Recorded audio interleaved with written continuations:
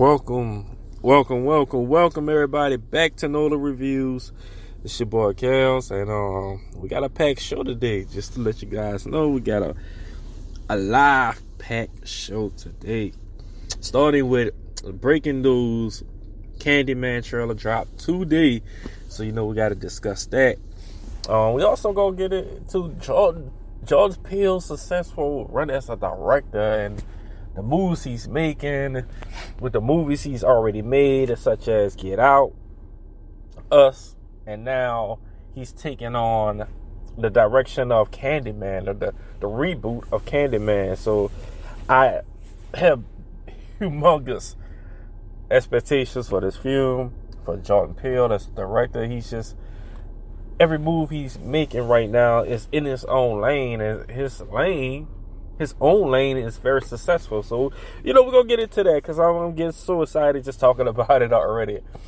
Also, we're going to dabble into our sports session, talking about Tyson Fury's win over Deontay Wilder, how that happened, and also the Deontay Wilder's, and I have to chuckle here when I'm talking about it, but his crazy excuse of him losing because of what he had on. Yeah, we're gonna dab into sports a little bit. Also talk about the Houston Astros and their cheating scandal, and how they basically cheated the sport to win it all. It's crazy. But anyway, welcome to Know the Reviews. Let's get the show popping. Know the Reviews.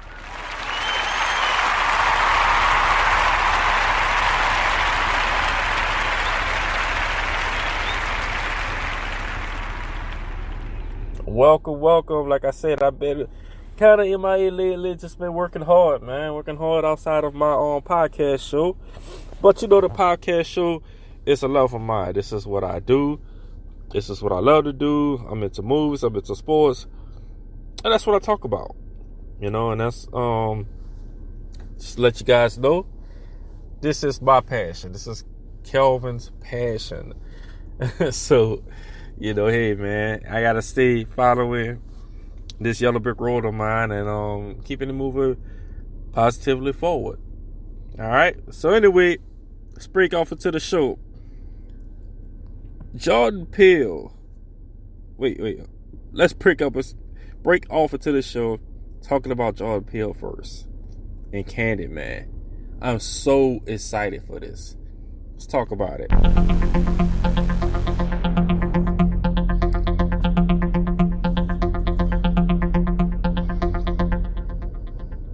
So Jordan Peele's continued success directing movies such as Get Out was his first one. Us. He did the Twilight Zone rebooted fashion of that, which was very successful. Did that for CBS. Did a great job. Outstanding job. And now Candyman. Candyman, if you don't know, is the original film came out in 1992. And it's like a black horror movie film. Now, it's not just for a black audience. I don't want to make it seem like it's just a black audience type of ordeal or black audience type of film. But this film, Candyman, it was big time because it was scary in itself. It had all those myths to it. The myths to it, like, all right, one of the biggest, creepiest things about Candyman, saying his name 5 times in the mirror with the lights off. Or actually they have the lights on, but when I was a kid, all of my friends used to like to turn the lights off while you say it, so you won't see the reflection or see Candyman's reflection, because that's how terrified we were of Candyman. Candyman was a big time movie. It was one of those original black horror films that, we watched as kids, oddly enough. And we loved it. I mean, Candyman was pretty damn good for what it was and how it came out. It started Tony Todd, who plays Candyman. And the crazy thing about him, all right, I remember seeing him in the Fast and Furious movies, and I always thought of him as Candyman when I watched those movies. Well, at least the first one, because that's Fast and Furious. The first one was, of course, the best one. So I always had a hard time distincting him from his role of Candyman, because he was just always Candyman to me. So I mean, you had some from the original film. You had some notables.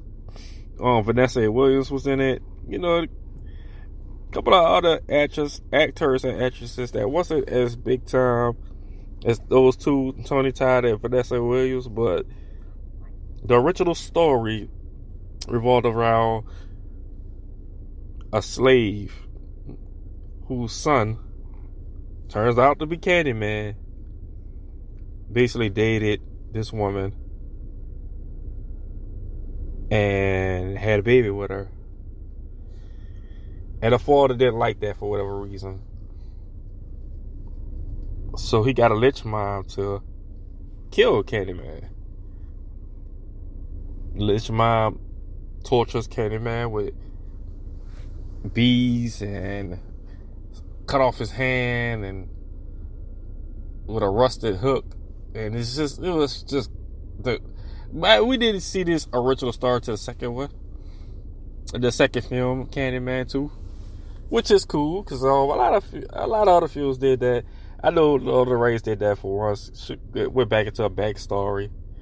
They did that for one. They went back to a backstory on Smeagol and how his original story, how he eventually became Gollum, and the actions behind that. So Candyman was the first of his kind to do that, and I can appreciate that.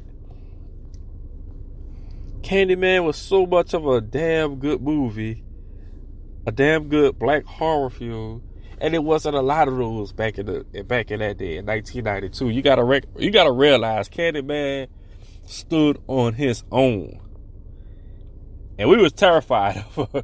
As kids, we were terrified of this guy. I don't ever remember being in the mirror saying Candyman 5 times. Which I'm saying Candyman a lot right now. It's kind of scaring the shit out of me now. But Jordan Peele and his work in film, he deserves a standing ovation. He's one of the better directors in the game right now.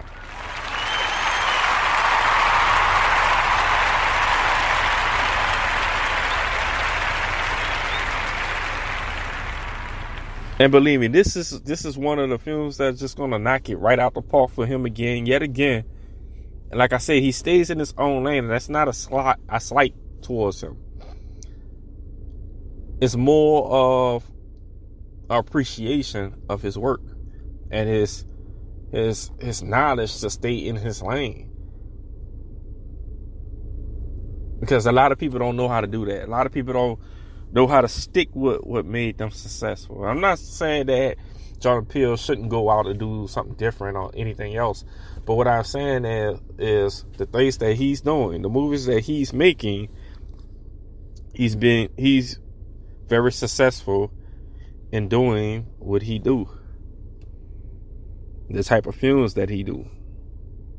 He's winning. And I want him to keep winning. I want him to keep doing this thing. I feel like he's big time. So, I mean, big ups to Jordan Peele. I know he's going to keep the success up, because I, for one, will be supporting this film. I can't wait to see it. And, just to give it a Nolan review ranking, because this is Jordan Peele, because he's staying in this lane, because he's doing another film that I feel like will become masterful, because the trailer was already masterful, and this is me giving it away, but it's going to get the rating for the trailer is going to get legendary. It's a legendary trailer made by up-and-coming filmmaker who's just getting better and better with each movie. Each film he puts out is just better and better and better, with a amazing cast. Big ups to Jordan Peele. Big ups to Candyman. Can't wait to see this one.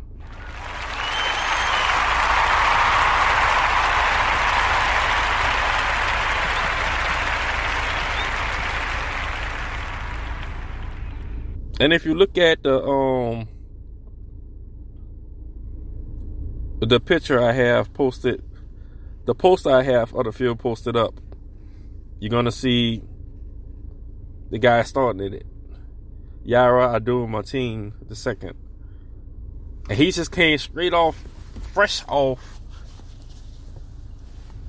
The Watchmen, the series Watchmen. Did a great job in that. So I have a lot of strong feelings and a lot of anticipation to see the new 2020 version of Candyman. I think it's going to be a success. Based off the trailer, I am looking forward to this movie.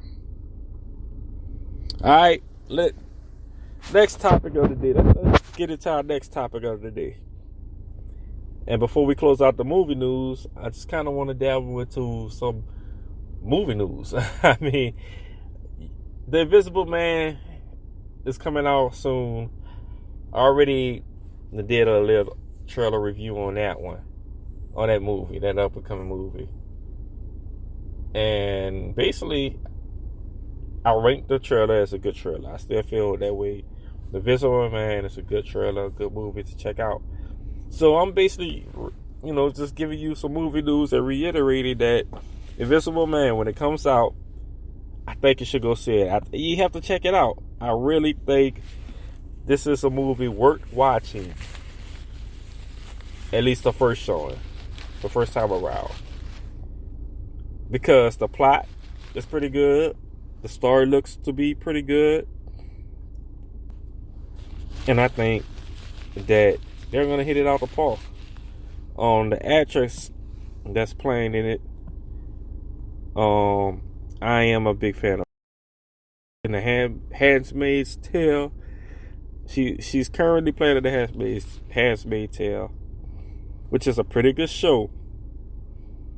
That's on Hulu right now, and she basically just carries that show. I mean, that show wouldn't be what it was without this actress being at the forefront and carrying the whole series. Elizabeth Moss. I always forget her name. I don't know how, because she's masterful in The Handmaid's Tale. The Invisible Man, she's going to be amazing in that one. I can't wait to check it out. I already ranked it, so I don't have to give it a letter ranking of Nola Reviews, but Nola Review ranking on that one is a good film.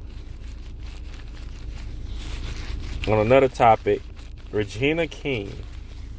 And this is one that I want to reiterate because I kind of touched on this also already. And I really want to go back to it because Regina King is the best actress / actor thespian in the game right now, hands down.